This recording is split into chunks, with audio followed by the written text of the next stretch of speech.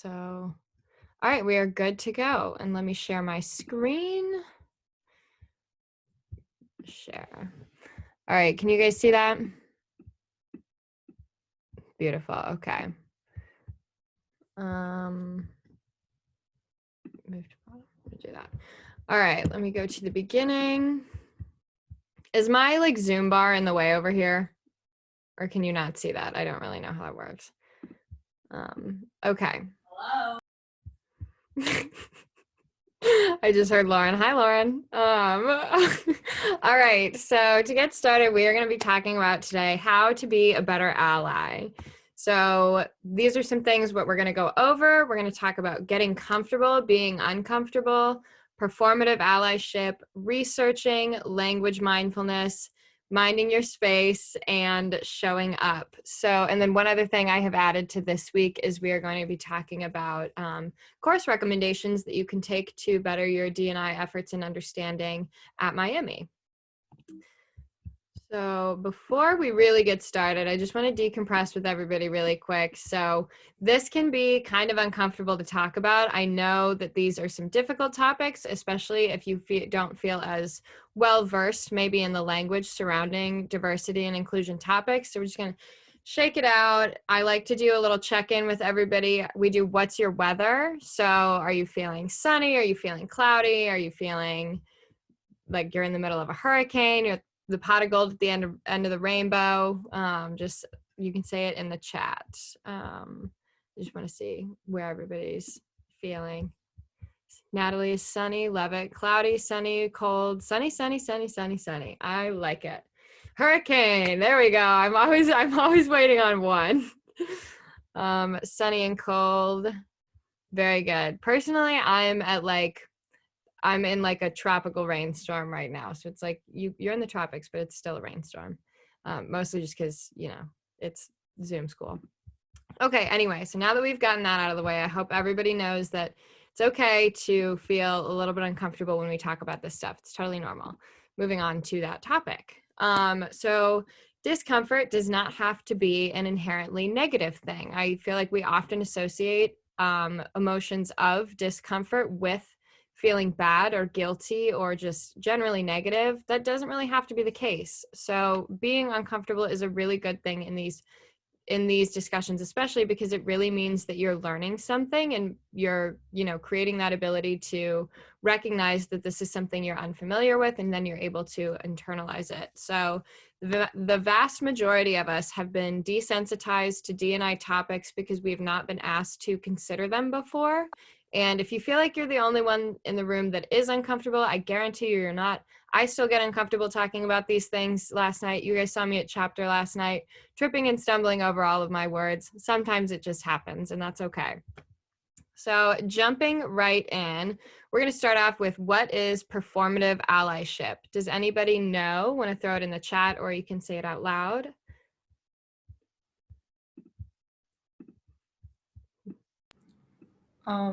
This is kind of an educated guess, but just being an ally whenever it's convenient to you and just so other people can see that you're being an ally, but not doing it always.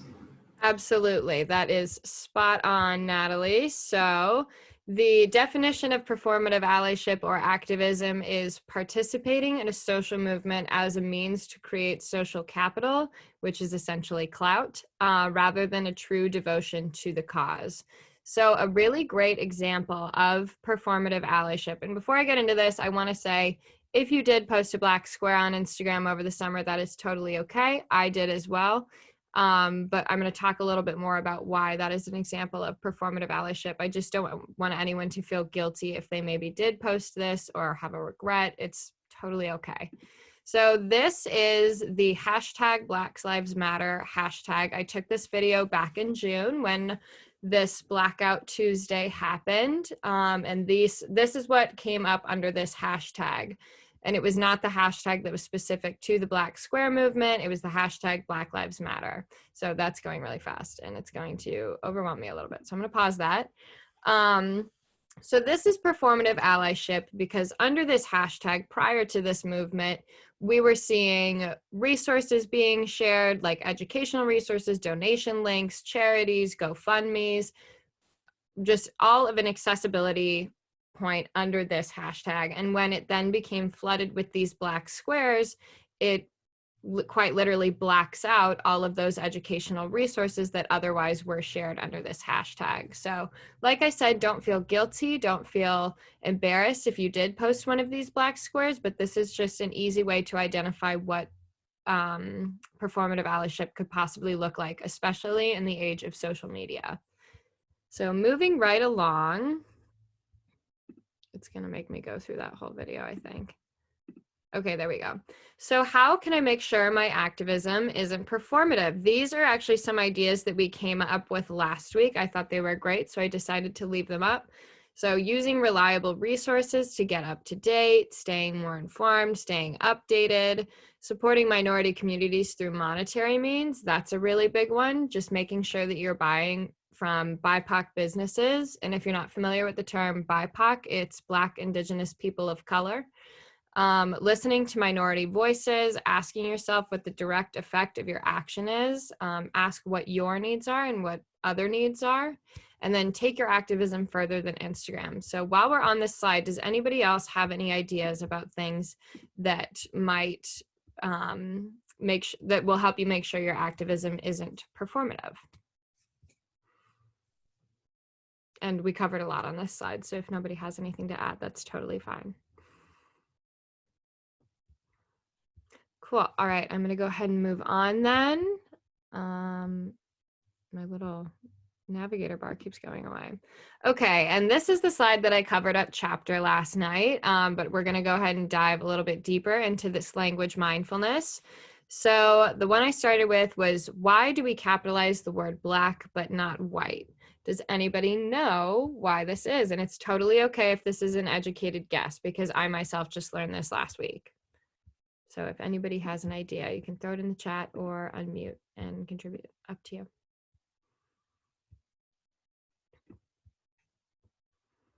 All right, cool. Okay, so the reason that we capitalize the word Black in a sentence and not the word white is because there is a cultural capital behind the word Black. So when you're looking at, if you were to say the Black community or the white community, which sounds a little bit awkward even coming out of my mouth, it's because the Black identity, there's a whole culture and an experience that lives within that word.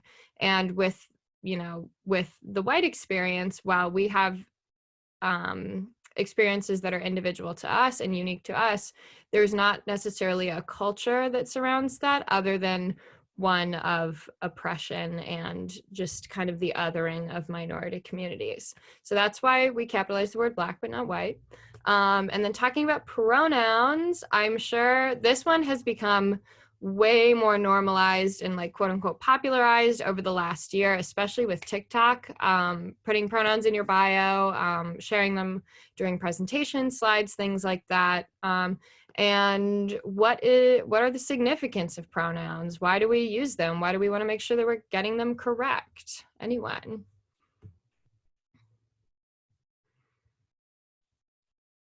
I think we don't want to assume things about people. Everyone just unmuted at once, so someone else can jump in.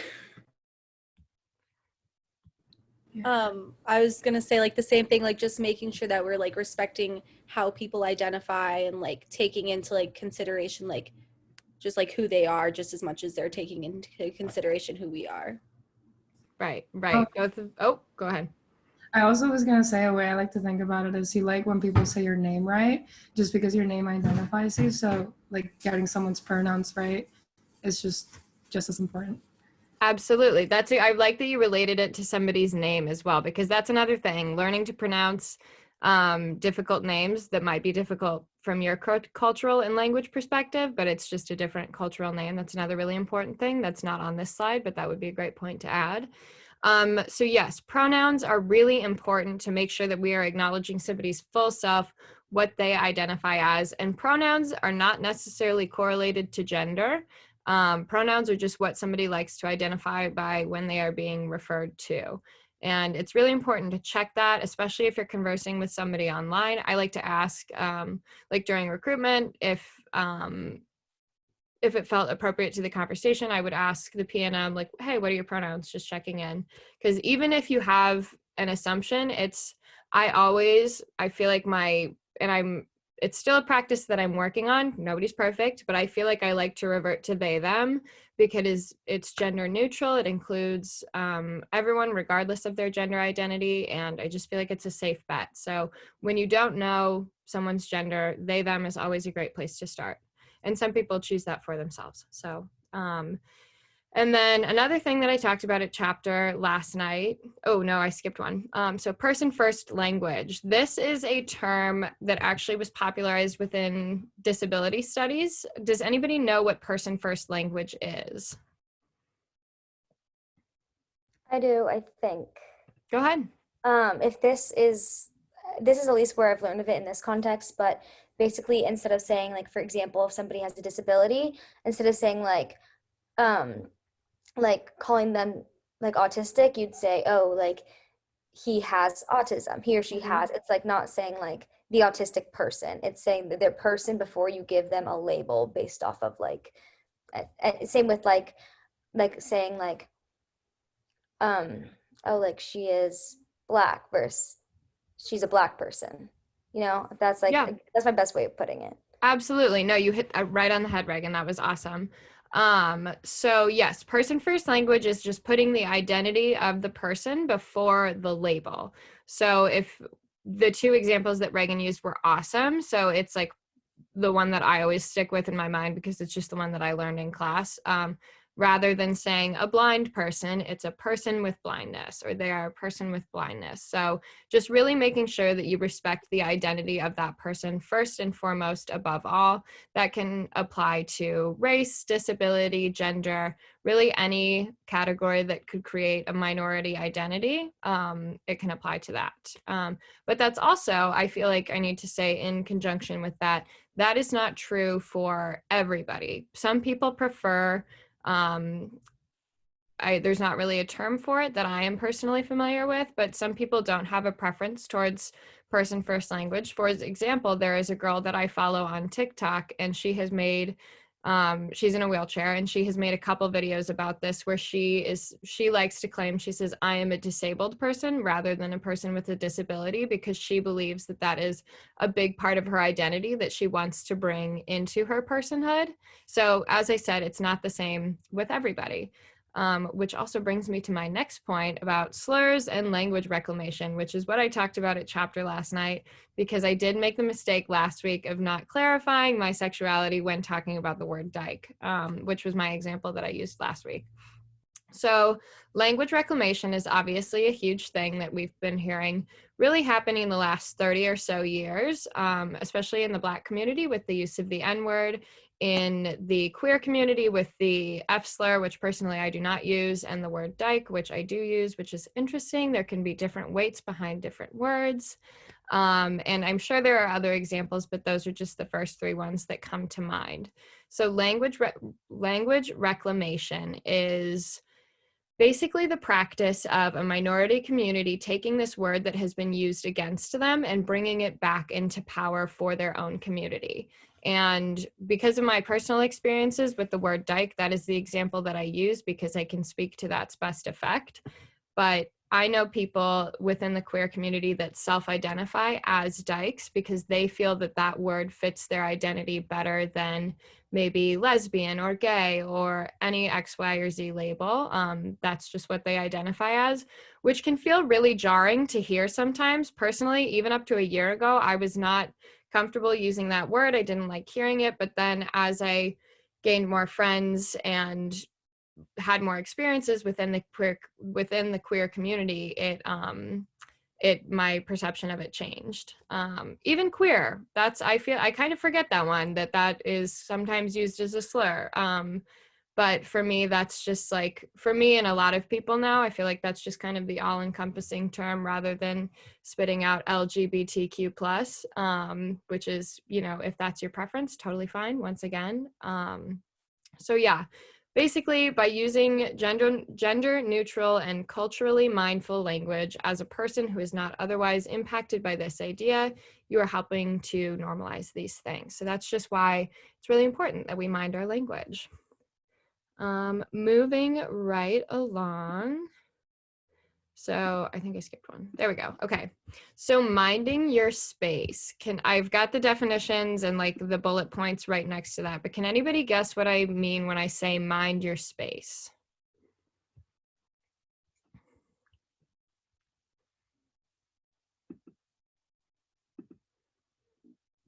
If not, that's okay. I can just blow through the bullet points.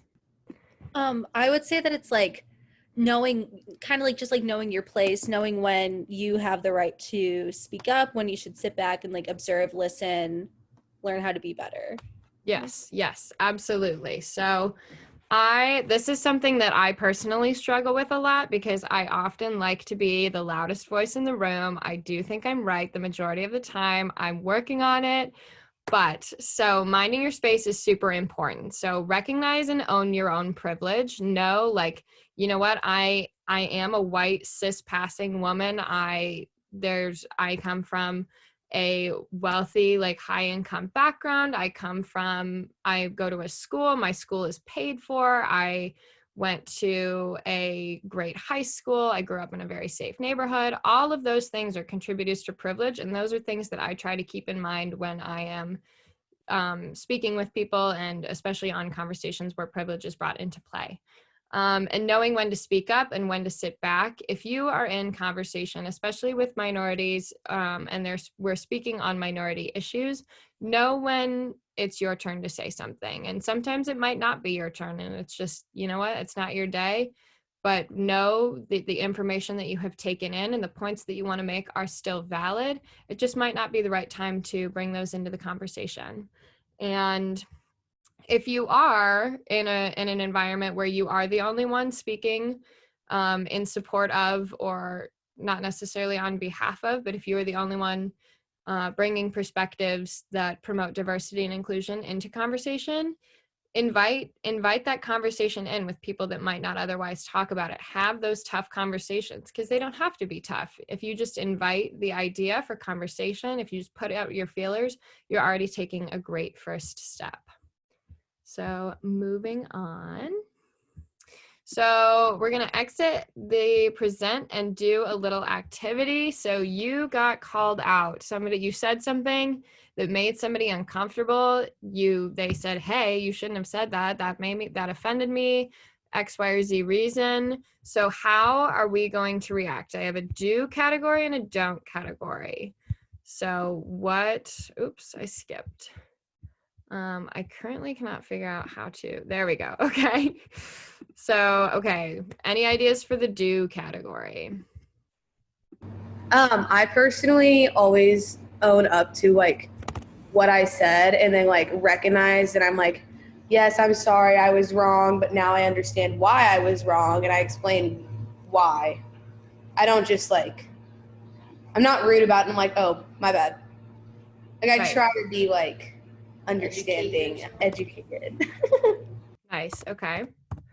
Any others for the do category? I guess kind of going off what Hannah said, just making sure that when you get called out, like when you do apologize, making an active effort to like understand why the person felt upset or like had a reason to call you out, just because that just like helps for future, you understanding so that it doesn't repeat itself. Great. Yes. One thing that I like to add to this category is sometimes in the moment, especially like if it happens, you kind of freeze up a little bit, you get really uncomfortable. Like it's a really awkward thing that happens. It's just part of being a person. Unfortunately, like mistakes happen, and that's okay. You have to just own it. But if in the moment it becomes difficult to kind of like get your brain going and say like, okay, why? I don't really understand, like I'm kind of just focused on this embarrassment right now. Just make sure that you give yourself the opportunity to reflect later. So I like to write reflect later on the incident and think about what you could have done differently. So just nice period of reflection. So what about the don't category? What do we not want to do? Defend yourself. Argue. Yeah. Some others that were thrown out last week were just yell and scream. I'm gonna put, I took an activist class, and we talked about like, don't like try to make them feel bad for calling you out, if that makes sense. Like, don't do the whole like victim, like pity me type of thing. Right. I'm gonna write don't play the victim. Oh wait, I guess I don't have to write the word don't. That's redundant. Play the victim.